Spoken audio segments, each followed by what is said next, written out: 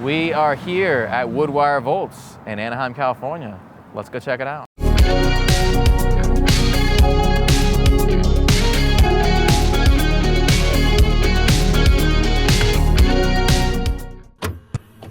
So right now it is towards the end of January. We are here in California for this show, as well as NAMM and the Amigo show in Costa Mesa. We've had a very busy week, but we've been seeing some really cool stuff. So this is the second show we're checking out. The vibe of this show is very different than NAMM. It's a lot more low key. You can actually hear yourself think in there. It has a lot more like builders rather than like bigger companies.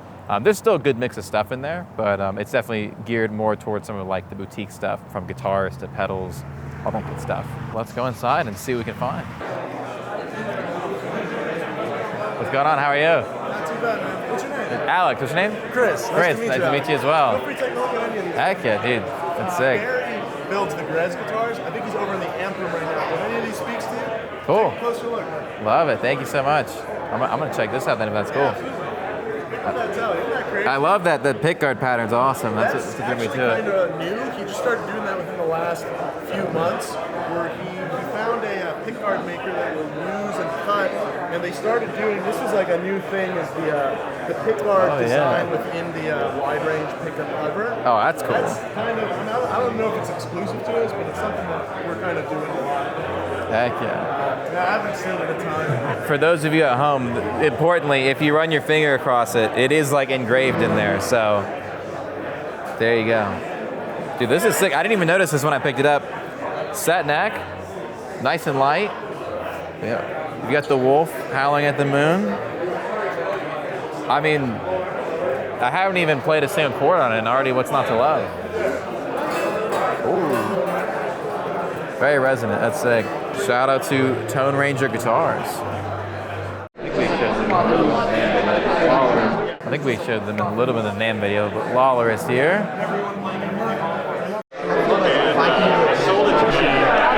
And I think that the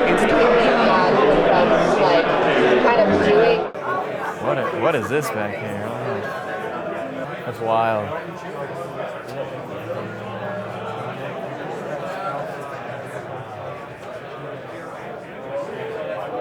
That's the second thing in 2 days I've seen that's kind of Music Master vibe, but it's doing its own thing. I like.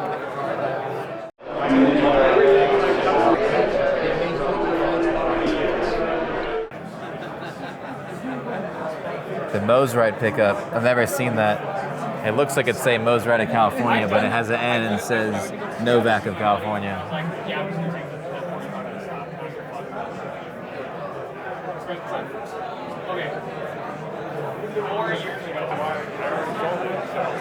I did not know that they did a Fender Custom Shop version of this. Color's cool. Pickup configuration is sick. Look at that.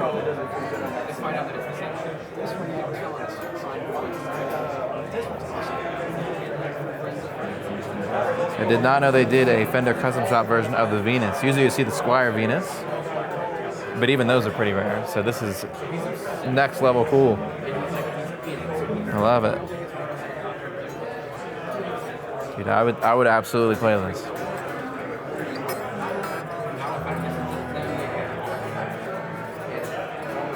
Very cool. That's very heavy relic. I think it would be illegal for me to not check this out, so let's check it out. Look at that. It's proper aged. Very cool.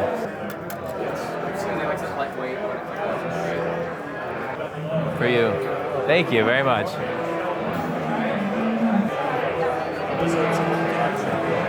Very cool. Both those are very cool.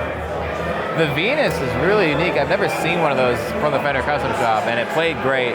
Basics, also phenomenal. Very, very aged, so love that.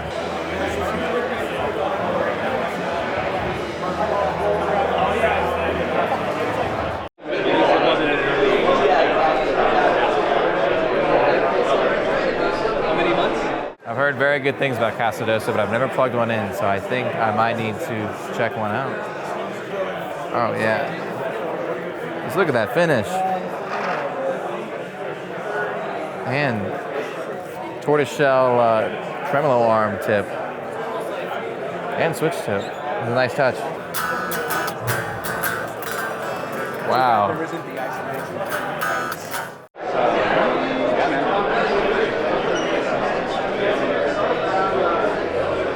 Yeah, it's like, the neck is like great. It's really thin, and the fretboard, and especially like the inlay work is just really, really good. Like this is what you'd expect of like a 50s or 60s high tier Gibson. So yeah, this is sick. Otherwise, it's very much its own thing. Finish work is crazy. Yeah, this is proper. This is proper in every way. Nambuteki. Nambuteki, okay. Yes. So we were talking off camera a little bit, and they were showing us these. They make these enclosures, which they'll do for other brands, and they also make their own pedals. So please tell me about it. This is cool. Thank you so much. We are from Japan at KGR Harmony. We produce the casting iron enclosure guitar pedal, this model. Yeah. So we can make a unique shape and designed enclosure. Yeah. So we can collaborate the other brand. Yeah. So we made the enclosure and Askeka Devices, the collaboration model, launch. Yeah. Why I like to make casting iron enclosure? Yeah, because I noticed the enclosure affect the guitar pedal tone. Yeah, in just my opinion. Yeah. So aluminum is not bad. Yeah, aluminum sound is very strong mid range. Yeah, but casting iron enclosure this tone to very wide range and powerful low and very bright high range. Yeah, I love the tone, so I making casting iron enclosure guitar pedal, and this is a technique Japanese traditional craft technique. Yeah, so we based on Iwate Prefecture in Japan, the northern part of Japan. Yeah, so Iwate Prefecture has many traditional craft. Yeah, so I love the technique. I love the factory. Yeah, so my corporation company, the very historical company, so over 180 years, very, very long.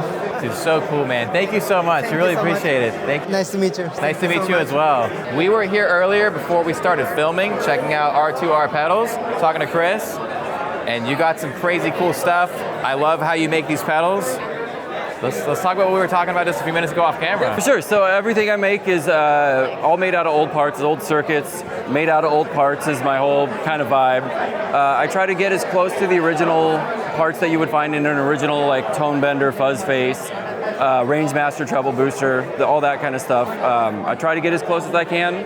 A lot of them I get fairly close, but I make not concessions, but like if I can't find something from the UK, like what would have been originally, I'll use something from the USA, so like Sprague instead of Hunts, or nerdy stuff like that. But that's kind of the whole overview of everything, is that they're old tone benders, fuzz face, and I try to build them as close to the original spec, but with like a DC jack or an LED light, things that you didn't have on the original, and making them a little bit louder, because old fuzz pedals usually would be a little under unity, and it helps to just boost them up a little bit. I can attest they are very loud. I was plugged in checking them out, and when you turn anything on, man, it hits it hard in the best way possible. So I love it. It's like so vintage correct in the right ways, and then the few little quality of life things that you'd want out of like a pedal being made today are done here. So this is really, really cool. That's exactly what I'm trying to do, so I love it. That's my sales pitch now. Which one's your favorite? Oof, oh God, I get that a lot, and I can't say it's my favorite, but I have to say the thing that started it all was the treble booster here. So that's what started this entire obsession. I really wanted one of these. So this is an original Rangemaster from like 1966, 67. But these cost a lot of money and they're really hard to find. So I was tearing apart old reel-to-reels and getting parts out of them and tubes out of them, stuff like that. And found that these ones had these OC44 transistors in them. And I was like, oh, that's what these came with. I wonder if I just use old parts and build one if it would sound like an original. But I didn't know how to build pedals. So I gave them to a friend who did.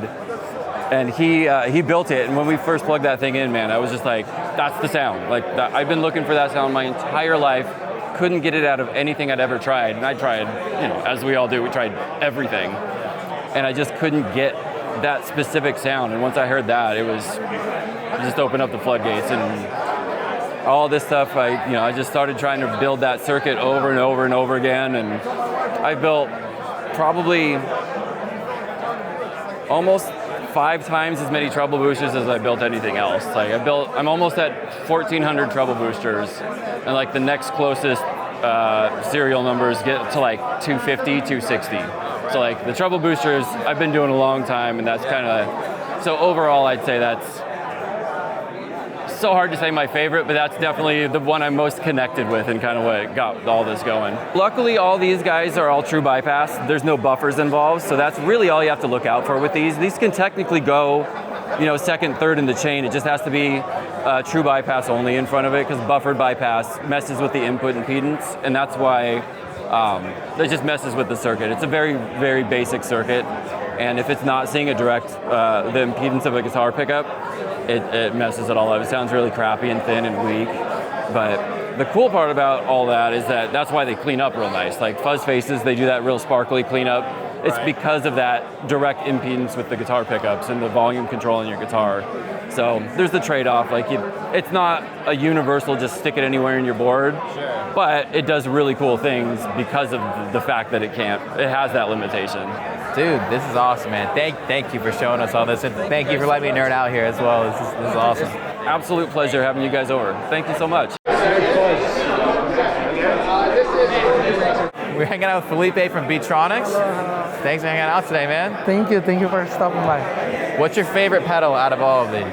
I know that's a tough question, but That's an impossible question. I don't really have a favorite, but let's say if I had to pick one, and if I were to have just one out of our line, I would say it is the Zombie. But it's mostly because it is the one that's like a multi-effect, so it does fuzz, it does drive, but then it does filters, it does tremolos. Most of our other stuff is mostly focused on one thing or something like that. So this is one that's like a multi-effect that has fuzz, which is the core of our brand probably, from where we came, but then also has some crazy modulations and things I like. Out of the fuzz stuff, this is also probably one of my favorites because it's called Abelha, which is my nickname. And Abelha means bee in Portuguese, and it's a pedal inspired by sounds from Brazil from back in the 70s, the Tropicalia movement, and that's some Brazilian fuzzy sound, so I love that as well. awesome, man. That's sick. I got one more thing I want to ask you about, because he started telling me a little bit earlier, but I got to hear from you. What is the lore on the tuna pedal? How did it end up in a tuna can? What's the inspiration there? I mean, here people think, how did you think of that? But it's not. In Brazil, it's very popular for people to build pedals on cans. Okay. Like in Brazil, we don't really have an enclosure shop for you to buy. Like how here, whenever I was, messing with pedals, there was some online shops where I could buy like an enclosure. So people try to find enclosures where they can build stuff, and then tuna cans, sardine cans, was something that was always popular that people built on it. So at some point, I went to Brazil and I was doing this. This was like a small course where I would teach some people to build a pedal, and we built on a can because it was like the easy access for everybody to build. Right. And we did it, and then I had a few, and then I just had some at the shop, and they just sat at the shop forever, and people would come in and be like, oh, do you guys make these? And I'd be like, oh no, that's kind of dumb, whatever. And then one day Blaine was on cleaning some stuff there, and then he found a box that had a bunch, and he was like, yo, why don't we make this? And I was like, I don't know. And then it was like we were approaching summer and we kind of wanted to find one project for the summer to be something cool and different. Yeah. I was like, let's give it a try. And then we decided to go in and design the PCB like the way it is, which is crazy like that. And then it turned out that it was one of our best selling pedals, which a lot of people really like it. I mean, it sounds, despite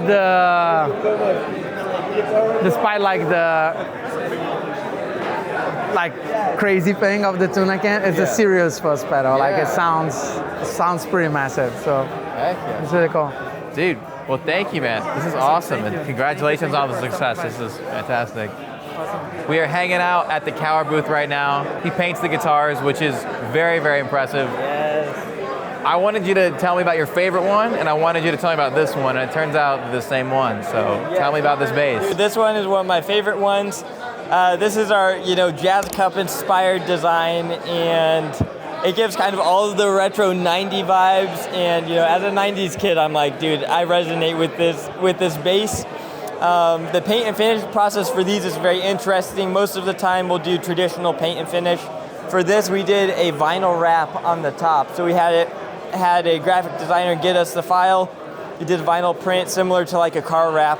Put it on the top. It takes about 3 of us to put it on without getting any wrinkles in it.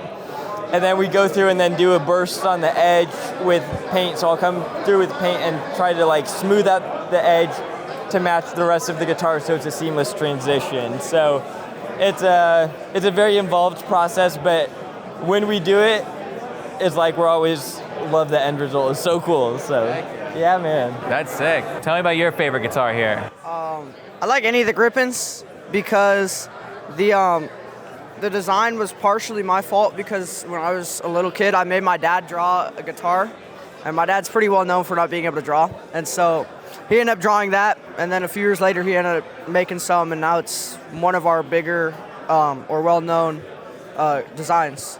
It kind of reminds me of like the Clapton Cut Explorers, but even more ergonomic. And this is kind of the vibe for that one. We kind of wanted to give it that 58 vibe. Kind of with gold hardware, the white pick guard, the age tinted binding. We're give this a 58, almost Explorer vibe, and a really stunning piece of Spanish mahogany. Thank you guys for hanging out, man. Absolutely. Thank you. Thank you. Nice to meet you guys.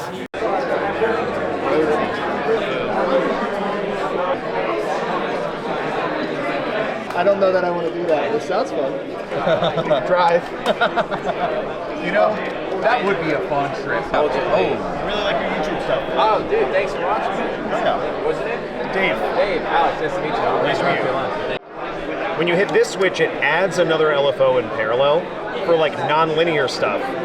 But when they come from our shop, they're set in an additive mode. If you flip a dip switch on the inside, it's set up as 2 presets. So some people want to do wild stuff, non-linear vibrato. Yeah. Other people just want 2 chorus presets. So, we try to make it as versatile as possible for people. We've got a tone control on the wet. We've got 2 phase polarities for the mix, and we've got an extra deep mode. Plus, it's pretty. Yeah, man. 90%. That's sick.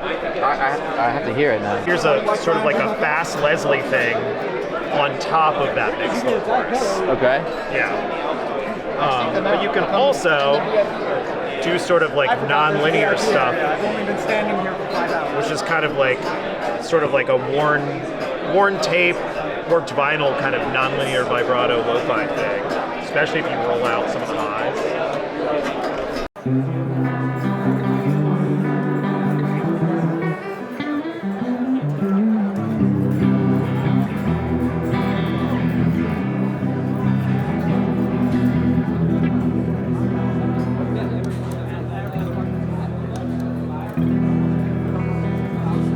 That's your master bypass. So, This is your master bypass. okay. Yeah. And then this will switch between the... Well, this is adding the LFO. In the other mode that it's not in right now, Right. then it switches between. Got it.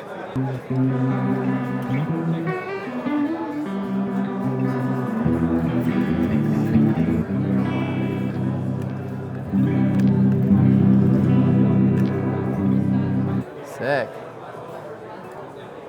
All right, now that we're rigged up, I want to hear about the Wikipedia list of unusual articles. So this is a pitch vibrato. Okay. So classic sine wave pitch vibrato, real smooth. And then we have sort of a mode like the VB2, the unlatch mode, where if you play and then hold this switch, it swells it in. So we have dynamic vibrato on the fly. Okay. We're sort of determining how fast that swells in based on the position of this. So it's either going to be instant, or if we're up Oh, so here, this is like a momentary. yeah. Okay, cool. So then we're sort of swelling in slower. And so it kind of like gives you flexibility. It's just like, if you just want vibrato on all the time, Right. you can have it. But if you want to be able to just like punch it in on some notes on the fly, you can also do that. Oh, that's cool. Yeah. And it's all analog. But that's So this mode. this is in the regular mode. Okay, that's in the toggle. Yeah. Sometimes we need better labeling and we forget to do it. Oh, that's cool. Yeah, just like a nice slow swell in. Yeah. Especially if you're using like delay and reverb to just pop in modulation on the fly. It's really fun. That's even cool if you use it like subtly too. Yeah. Well, like.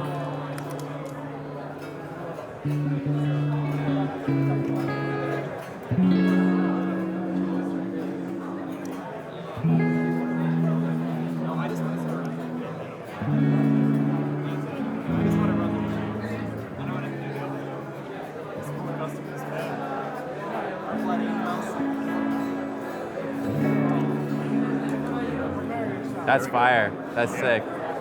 It's Thomas, just I fun to wish you play. could hear what we're hearing. What's your favorite of all of these? What do I need to try? So I do love the chorus. This fuzz pedal often turns heads just because, yeah, we can get really mean and really weird. Yeah. But that's just like the crazy stuff. So if we turn off the depth switch, now we're a little bit tamer. And if we go into one of our other modes where we're changing the clipping level, then you can get just sort of like rock guitar sounds that aren't so fuzzy Right. and have a little bit more dynamic range. Cool. The whole point of this pedal is that a lot of fuzz pedals make you work for the pedal. So it's Yeah. like they want you to plug directly into it, or it's not going to behave well, or it's going to be fussy about what's before or after it. This has pickup simulation, so you can put it anywhere in your chain. You can play with EMGs, and you can get the same sort of super gnarly, dynamic fuzz tones. And the pedal works for you. You don't work for it. Heck yeah.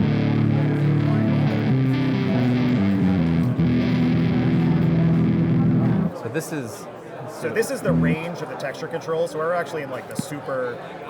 Okay, so now. Now Yeah. it's a little bit more normal.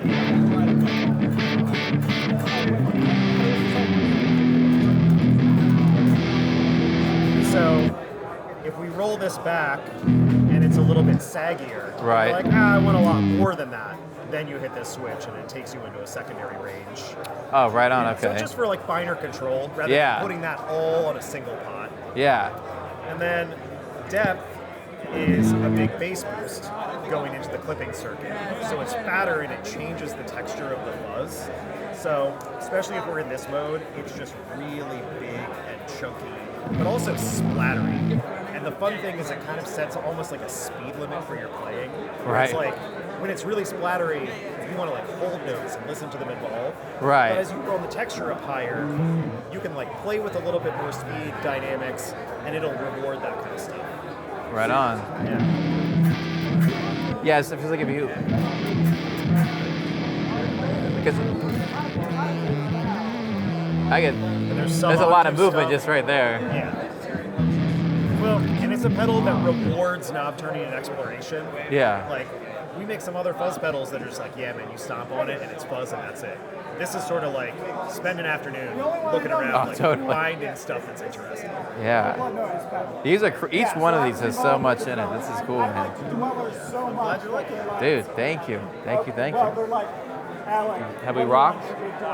All right, I think we've done it. It's a cave in my hometown. Cool. That's where I was born. This is our factory. Where we're at Pantheon of Rome. Right on. Obviously, we've got like vintagey stuff. Yeah. If you want proper vintage, this one's from 2800 BC. Classic. That is proper vintage. Classic tones. Yeah. This one, 56 different amps in stereo. Right on. So you have a different amp on both channels. Wow. Some That's interesting crazy. stuff too. Not all the same amps everybody else has. Right. Because, you know, lots of people are going to probably have the AC30, but they might not have the Watkins Dominator. Sure. And then, you know, high watts and stuff. Goes for 43 seconds. Nice textural. Yeah, it's the longest reverb in the world. It's an oil storage facility in Scotland. Wow. That's awesome. Yeah, you hear it still going. That's cool. So, got all of these amps. So you choose a category, so we choose Destroy. Okay. Which is all the high gain stuff. There you go. That's impressive. This has got a lot of bass features. We are back from Woodwire Volts. We had a lot of fun, checked out some cool pedals and guitars, saw a bunch of stuff that you wouldn't see every day, and that was a lot of fun. I really like the vibe there for being a guitar-centered trade show. It was very not loud, which was great. All of the demos were on headphones. But yeah, very chill vibe. They had some food and drinks around, and yeah, that was really cool. So I definitely recommend checking it out if you are in the area when the event is going on. Let me know in the comments what your favorite thing was that you saw. It's tough to choose a favorite from everything there, but the Casadosa guitar I played was really, really great. So I liked that a lot. The treble boost we checked out was really, really great too. So hopefully we'll be picking one of those up at some point. We still have a few more days in California, so we have a few more videos to film, a few more things to check out. So definitely stay posted, as we'll have some other cool content coming your way soon. If you enjoyed this video, we would love if you subscribed, like, comment, share, all that good stuff. It really does help out. Keep an eye out for other videos. And if you enjoyed this video, then you may enjoy this one as well.